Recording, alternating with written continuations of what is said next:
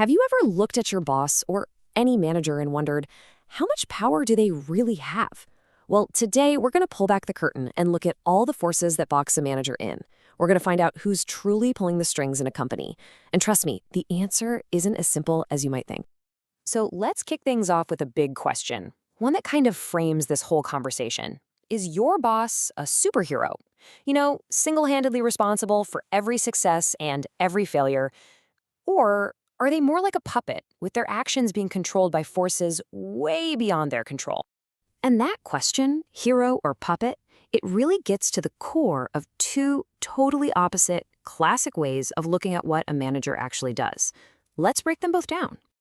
Okay, so on one side, you've got the omnipotent view.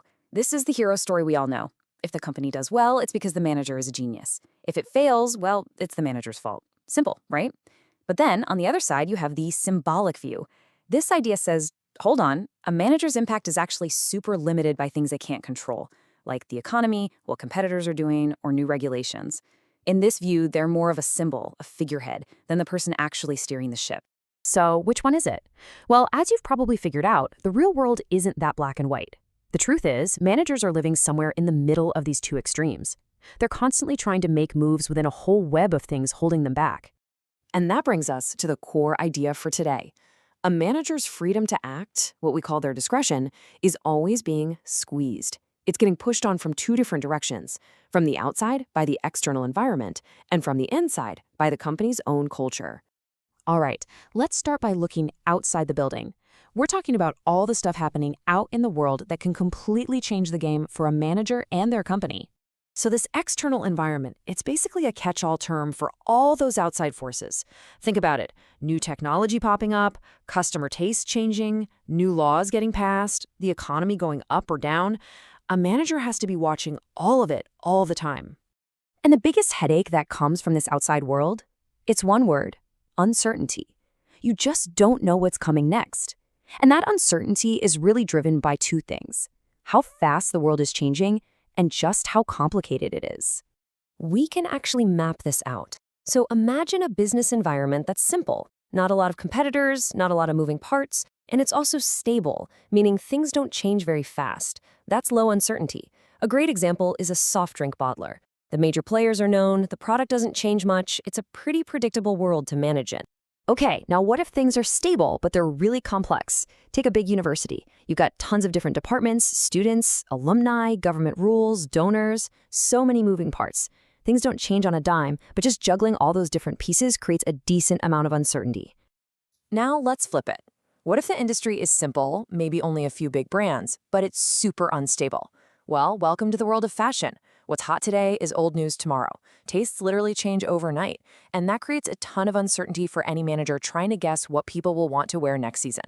And finally, you get the toughest spot of all: complex and unstable. Just think about the airline industry. You've got dozens of competitors, unions, wild swings in fuel prices, new security rules, global politics. It's constantly changing and has a million moving parts. This is the definition of high uncertainty, and it's an incredibly tough place for any manager to be. But hey, what's happening outside the company is only half the battle. Now we need to turn inward, because one of the most powerful forces limiting a manager is the company's own culture. So what is culture, really?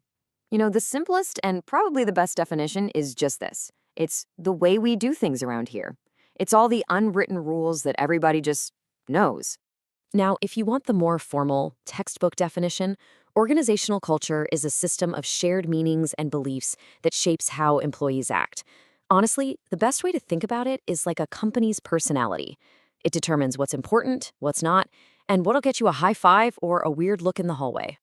And this personality, it doesn't just pop up out of thin air. It usually starts with the original vision of the company's founder. Then it gets layered with the company's history. It's reinforced by how the top bosses act. And then it's passed down to every single new person who walks in the door. Right, but not all cultures are created equal.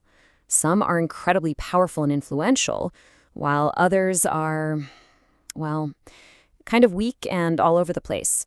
To really see what I mean, just imagine working at two totally different places.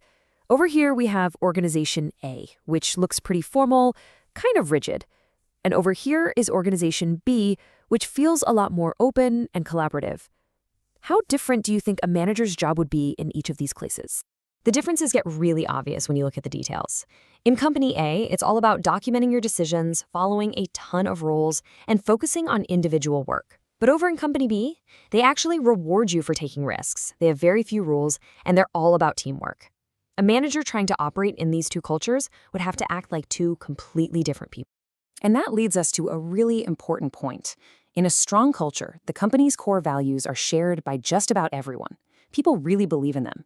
But in a weak culture, the values might just be some words on a poster in the break room. Nobody really cares.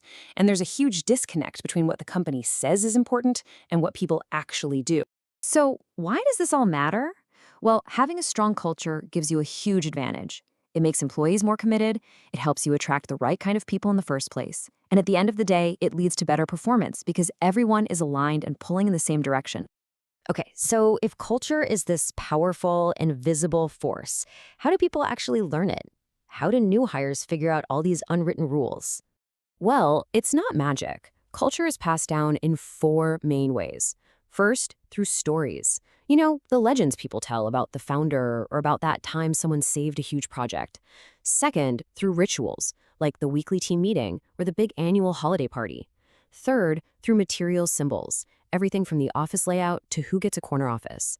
And finally, through language, all the special acronyms and insider jargon that every company has. So we'll leave you with this final thought. Every single company has a culture, whether it was created on purpose or just sort of happened. And it's shaping decisions every single day. So the real question is, who's writing the rules at your company? And what story is that culture telling?